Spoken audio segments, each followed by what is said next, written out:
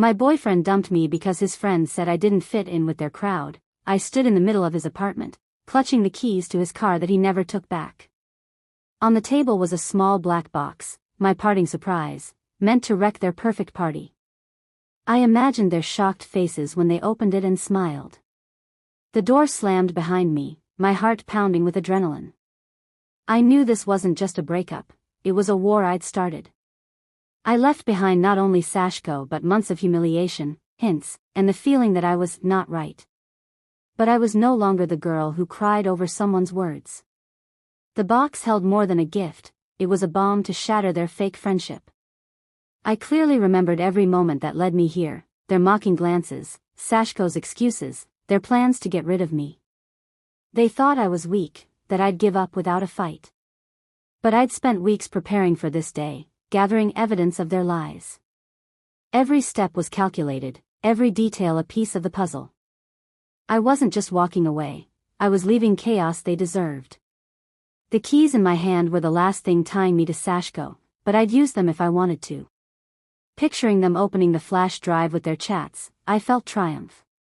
There were messages where Vlad called Sashko a loser, where Max begged him for money. There was a recording of them laughing at his dreams. I knew it would destroy their bro bond. I stepped outside, the cold air hitting my face, but I felt only heat in my chest.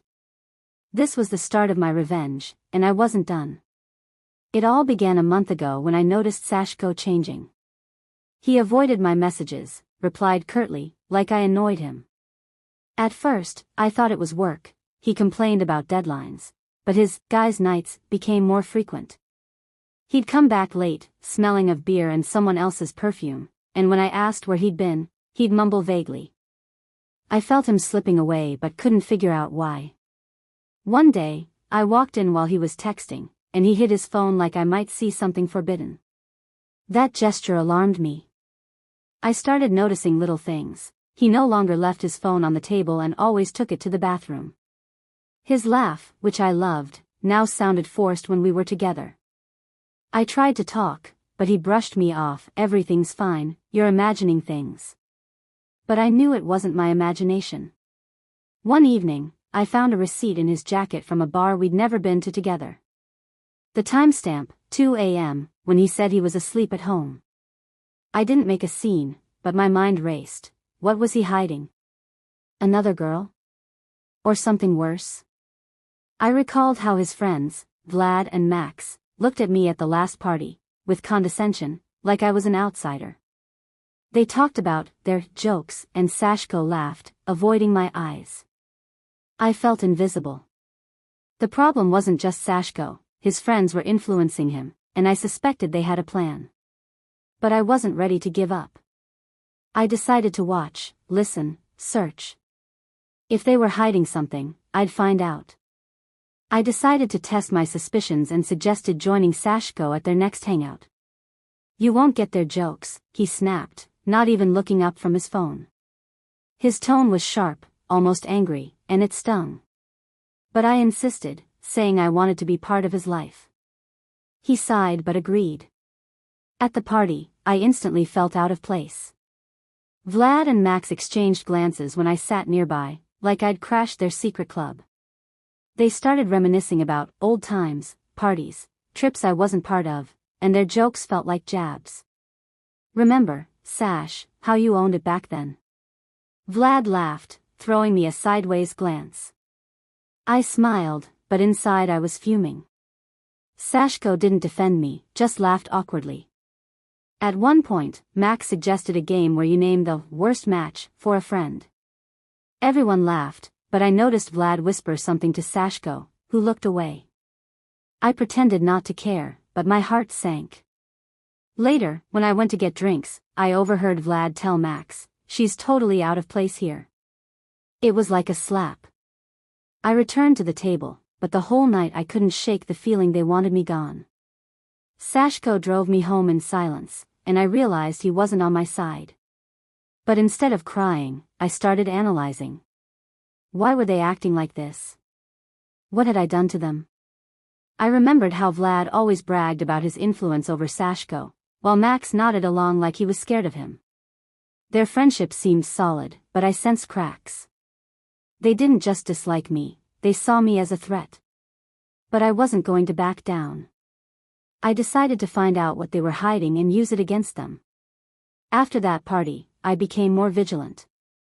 Sashko stopped inviting me out on weekends, but his Instagram was flooded with stories from hangouts where I didn't fit.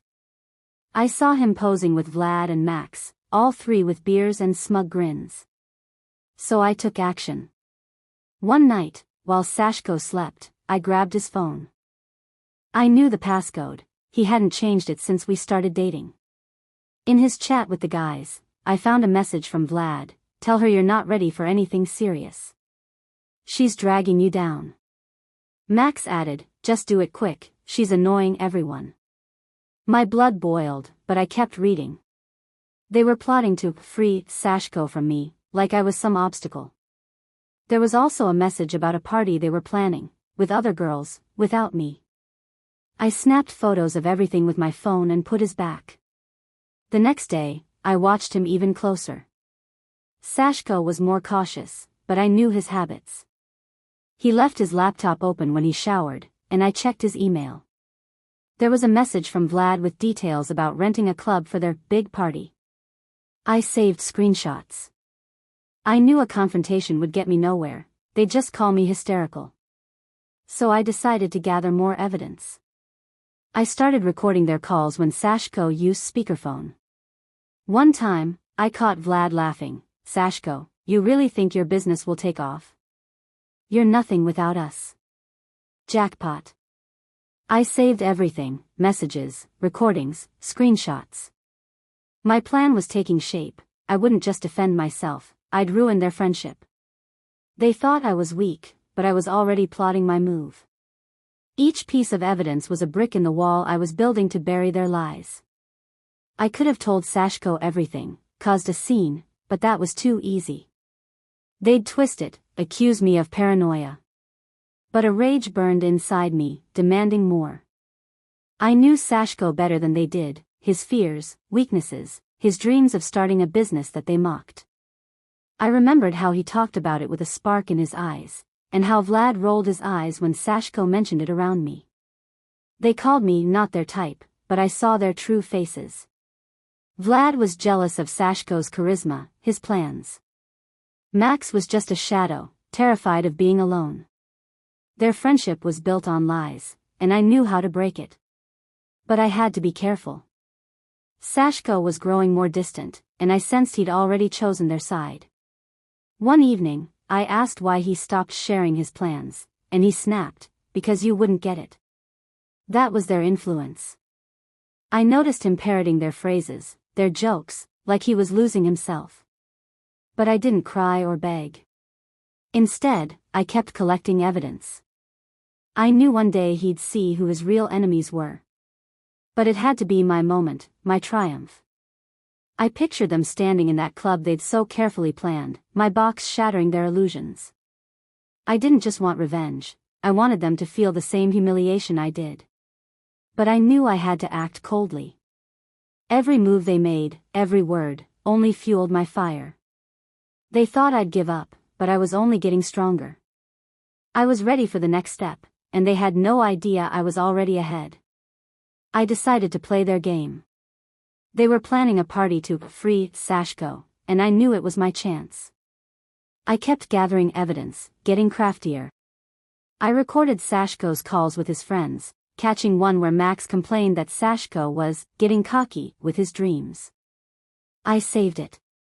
I also found their group chat on Telegram, where they discussed finding Sashko a new girl. Vlad wrote, "We need someone fun, not this bore." I photographed it all.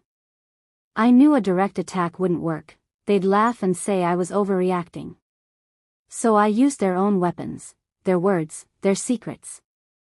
I started planning my gift. The idea hit when I found an old flash drive in Sashko's closet. I loaded it with everything, screenshots of their chats mocking Sashko, recordings of Vlad calling him a weakling, even a photo of a receipt from their secret hangout. I added a text file with a brief note, "These are your real friends." I knew Sashko wouldn't open it alone, so I planned to leave it where everyone would see. I pictured them in the club, laughing, drinking, then someone opening my box. It would be their end. I checked the party schedule through Vlad's messages. They'd rented the club for Saturday. I knew Sashko would invite all his friends, the perfect moment for my strike. I bought a small black box, put the flash drive inside, and tied it with a ribbon. It looked like a gift, but it held the truth that would tear their friendship apart. My confidence grew. They thought I was weak, but I was preparing something they'd never recover from. Every piece of evidence I collected was part of my strategy, and I was ready to execute it. Sashko was becoming a stranger. I found a ticket in his jacket for the same party he hadn't told me about. It was their plan to cut me out for good. But I didn't make a scene. Instead, I used the information. I knew Sashko was weak when it came to his friends, but I also knew their weaknesses. Vlad was jealous. He hated when Sashko was the center of attention. Max was dependent on their group, terrified of being left out. I realized their friendship was a house of cards, and I could topple it. But I had to be cautious. Sashko barely spoke to me anymore, and I sensed he was gearing up for the breakup. One evening, he came home late, and I noticed him nervously checking his phone. I asked what was wrong, but he just muttered, "Nothing, just tired." I knew it was a lie. I kept tracking their plans, checking his laptop while he slept. I found another email from Vlad, "Just tell her it's over. We've got everything set." It was like a knife to the heart, but I didn't let the pain win. I remembered how they laughed at that party, how they looked at me like I was nothing. But I wasn't nothing. I was the one who knew their secrets, and I was going to use them. I pictured Sashko opening my box in front of everyone, Vlad and Max paling as the truth came out. But I knew I had to wait for the perfect moment. I didn't rush. Each day brought me closer to their downfall. They thought I was broken, but I was only preparing. My anger turned cold, calculated, and I knew that was my strength. I was ready for the final step, and they didn't even suspect I already had them in my grasp. The day of the breakup came. Sashko invited me over and said, "You're great, but my friends, you're not their type." He avoided my eyes, parroting words I knew Vlad had fed him. I didn't cry or scream. I just nodded, gathered my things, and left the black box on the table. "This is for you to remember me by," I said, looking him in the eye. He was surprised but said nothing.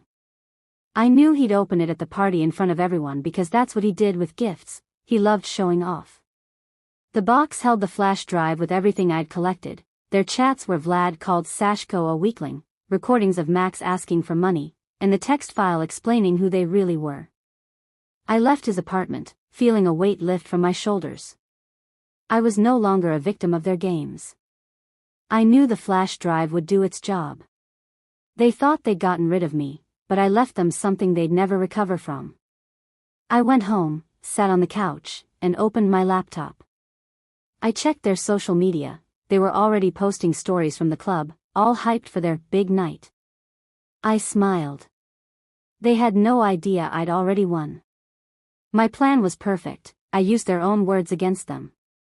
I pictured Sashko opening the flash drive, his face changing, Vlad and Max scrambling to explain. This was my moment. I didn't just get revenge, I showed them they'd underestimated me. I felt my strength returning with every second. They thought I'd vanish quietly, but I left an explosion that would destroy their world. After leaving the box, I felt different. I was no longer the girl seeking Sashko's or his friends' approval. Every action of theirs, every word I uncovered, made me stronger. I remembered how I feared their jokes, how I tried to be convenient to fit in. But now I realized their opinions were worthless. I'd spent weeks collecting evidence, planning, and it changed me. I learned to be patient, calculated, not ruled by emotions. I no longer felt like a victim, I was a player controlling the board. I sat at home, sipped coffee, and thought about how far I'd come. I recalled Vlad's contemptuous looks, Max's snickers behind my back. But now I knew they were weak. Their friendship was built on lies, and I'd exposed it. I opened my laptop and started writing a list of goals: finish the courses I'd put off, travel, live for myself. I didn't want to be part of their world anymore. I was creating my own. I pictured them panicking as the truth came out, and it brought me peace. I didn't need their validation to feel worthy. I remembered Sashko saying I was not their type and laughed. They weren't my type. I was stronger, smarter, and I'd proved it. My revenge wasn't just about them, it was about me, my freedom. I no longer feared being alone or starting over. I felt myself reclaiming control of my life. Every piece of evidence I gathered, every step I took, was proof of my strength. I knew there was still work ahead, but I was ready. I didn't just survive, I became a new version of myself, and no one could take that away. That night, I got a message from a friend at their party. Sashko had opened my box in front of everyone, thinking it was a joke. He plugged the flash drive into a laptop, and their chats appeared on the screen. Everyone saw Vlad calling Sashko a loser, Max begging for money. The recording of them mocking his dreams played at full volume. The room froze. Sashko turned red, Vlad tried shouting something, but the guests were already whispering. Max bolted from the club without a word. Sashko kicked Vlad out, and the party ended earlier than planned. Their friendship crumbled in an hour. I sat at home, sipping coffee and laughing as I read the message. They thought they could get rid of me, but I destroyed their world. I pictured their faces as the truth hit, and I felt triumph. I didn't just get revenge, I showed them they'd been wrong to underestimate me. My friend wrote that Sashko looked broken, but I didn't care. He'd chosen them over me, and now he was reaping the consequences. I knew Vlad and Max would try to explain, but the truth was stronger than their lies. I opened my laptop and looked at my notes, the list of goals I'd written earlier. I didn't think about them anymore. They were the past, and I was moving forward. My revenge wasn't just about destruction, it was about my freedom. I proved I wasn't who they thought I was. I was strong, cunning, and I'd won. I closed my laptop, looked out the window, and smiled. They thought I wasn't their type. Well, I showed them they weren't worth my time. That night was my triumph, and I knew it was just the start of my new life.